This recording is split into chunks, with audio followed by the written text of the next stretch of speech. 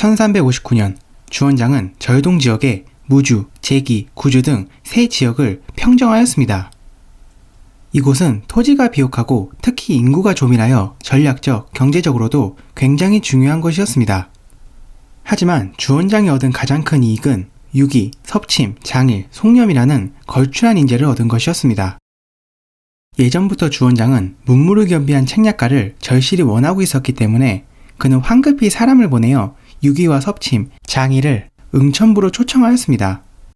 물론 주원장에겐 이선장이 있었지만 이선장은 군사로서의 역량보다는 행정 및 정치 참모로서의 역량이 더 뛰어난 인물이었습니다.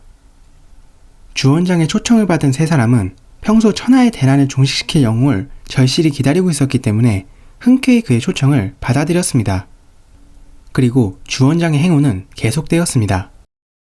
이들 세 명은 응천부로 떠나기 전 무주에 응거하고 있었던 송념이란 인물에게 함께 동행할 것을 제안하여 그를 데리고 주원장을 찾아온 것이었습니다. 응천부에서 이들을 맞이한 주원장은 이들을 사선생이라고 칭하며 그들을 극진히 대접하였습니다. 그리고 주원장은 얼마 뒤 이들 4명에게 본격적으로 제왕 수업을 받았는데 그들 중 가장 유명한 인물은 단연 유기와 송념이었습니다. 원나라 고급관리 출신으로서 병법가이자 대문호였던 유기는 국가의 흥망성쇠, 치세에도, 성군의 조건, 애민사상 등 이러한 내용을 담은 웅리자라는 책을 저술하였고 그는 인덕으로 천하를 다스려야 한다고 주장하였는데 대략 내용은 이러하였습니다. 대덕은 소덕을 이기며 소덕은 무덕을 이기는 법이요. 또 대덕은 큰 힘을 이기며 소덕은 큰 힘과 대적할 수 있소. 힘은 적을 생기게 하고 덕은 힘을 생기게 하오. 힘이 덕에서 생기면 세상에 겨룰 만한 적수가 없소. 그래서 힘으로 이기는 것은 일시적인 승리이며 덕을 오래 베풀수록 더욱 오래 승리하는 것이오. 무릇 힘이란 나만 가지고 있는 힘이 아니라 모든 사람들이 각자 그들의 역량을 발휘하는 힘이오. 오로지 대덕만이 모든 사람들의 힘을 얻을 수 있소. 이런 까닭에 덕은 무궁하며 힘은 공경에 빠질 수 있는 것이오. 유기는 이 책을 통해 원나라 혼란기, 명나라 공개의 이념적 정당성을 부여함과 동시에 주원장에겐 새 지도자가 갖추어야 할 덕목을 조목조목 가르쳤습니다. 또한 유기는 병법에도 매우 능하여 훗날 황제가 된 주원장은 그에 대하여 이렇게 평했습니다. 유기의 학문은 하늘과 사람을 꿰뚫었으며 자질은 문무를 겸비하였다. 그의 기질은 굳세고 올바르며 재능은 크고 넓었다. 정사를 의논할 때는 천고의 세월을 종횡무진하고 어떤 지역에서 소요가 일어났을 때는 그것을 완벽하게 장악하였다. 비분관계한 모습을 나에게 보일 때면 먼저 원대한 책략을 진술하였다. 나라를 다스리면은 법도가 있었고 군사를 부리면은 순서가 있었다. 경은 꺼리낌 없이 진언할 수 있었으며 짐은 그가 진언한 내용을 살펴 활용할 수 있었으므로 오늘에 이를 수 있었다. 유기의 독창적인 진언은 모두 효과가 있었던 것이다. 이처럼 유기가 올린 계책이나 진언이 들어맞을 때마다 주원장은 그를 나의 장자방이라고 말하며 기뻐했다고 합니다. 뿐만 아니라 당시 사람들은 유기를 두어 제갈량과 비견되는 인물이라 평을 한 것을 보아 그가 얼마나 뛰어난 인물인지를 알 수 있습니다. 또한 명나라 개국 문신들 가운데 으뜸이라 칭송을 받았던 송념 역시 주원장의 스승 역할을 마다하지 않았습니다. 명나라 개국 후 주원장은 송념에게 자신이 제왕으로서 주로 어떤 책을 읽어야 하는지를 묻자 송념은 대학년이란 책을 추천하였습니다. 그러자 주원장은 즉시 이 책의 내용을 적은 종이를 벽에 붙이게 하고 대신들을 소집하여 송념의 강연을 들었습니다. 이렇듯 주원장은 유기에게는 병법과 책략을 배웠고 송념에게는 육아경전을 배웠습니다. 이처럼 천하의 인재들을 두루모은 주원장은 곽저항의 홍공군에 종군한 지 7년 만에 응천부를 중심으로 한 지역의 패자가 되었습니다. 그리고 이때부터 주원장은 민족투쟁의 기치를 내걸었습니다.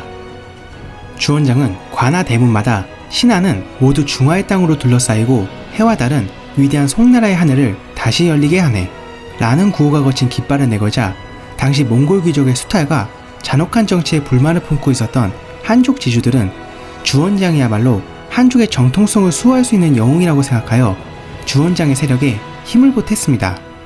이렇듯 주원장은 많은 이들의 지지를 받으며 강남 지역의 패자가 되는 것처럼 보였습니다. 하지만 주원장에겐 아직 넘어야 될 산이 많았습니다. 그리고 그 산들 중 하나가 주원장에게 가장 큰 위협이 되었던 진우량이란 인물이었습니다. 진우량은 본래 기주에서 반란을 일으키고 황제를 자칭한 서수유의 부하였는데 그는 안경, 용흥, 서주 등 세 지역을 점령하여 자신의 세력을 키우고 난 후 서수유를 협박하여 자신을 한왕이라 자칭하였습니다. 그리고 1360년 진우량은 주원장의 세력이었던 태평성을 점령하였습니다. 태평성을 점령한 진우량은 이제 서수유를 제거한다면 자신이 황제로 등극할 수 있다고 생각하여 그를 제거할 계획을 실행에 옮겼습니다.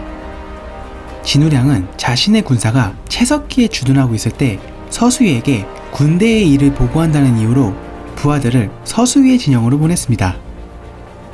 진우량의 명령을 받은 부하들은 기회를 틈타 서수유를 철퇴로 내리쳐 그를 살해하였고 진우량은 채석기의 오통묘라는 것을 임시궁전을 삼고 황제로 즉위하였습니다. 그리고 진우량은 국호를 한 연호를 대의로 하였습니다. 그런데 즉위식을 거행하는 날 갑자기 큰 비바람이 몰아쳐 진우량의 신하들은 모래언덕에서 새 황제에게 할애를 치렀다고 합니다. 진우량은 강서지역과 호광지역을 기반으로 하여 막강한 세력을 형성하고 있어 기세가 등등했던 반면 주원장은 남쪽의 진우량과 북쪽의 장사성이 연합하여 자신을 공격할 것을 크게 우려하고 있었습니다. 그러자 유기는 이러한 주원장의 생각을 간파하고 그에게 계책을 내놓았습니다. 장사성은 자기 이익만을 지키는 데 급급한 인물이므로 크게 걱정할 필요는 없습니다.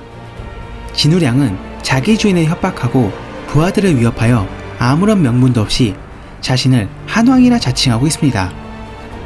그는 장강상류에 기반을 두고 있으면서 우리를 호시탐탐 노리고 있으므로 먼저 그를 공격하는 것이 옳다고 할 수 있습니다. 진우량이 죽는다면 틀림없이 장사성은 고립될 것입니다. 그 틈을 노려 그를 공격하면 쉽게 평정할 수 있습니다. 먼저 진우량과 장사성을 정벌하고 난 뒤 북쪽의 증원으로 진출한다면 제왕의 대업은 반드시 이루어질 것입니다. 주원장은 군사 문제에 대해서는 절대적으로 유기에게 의지했기 때문에 유기의 계책은 즉시 반영되었습니다.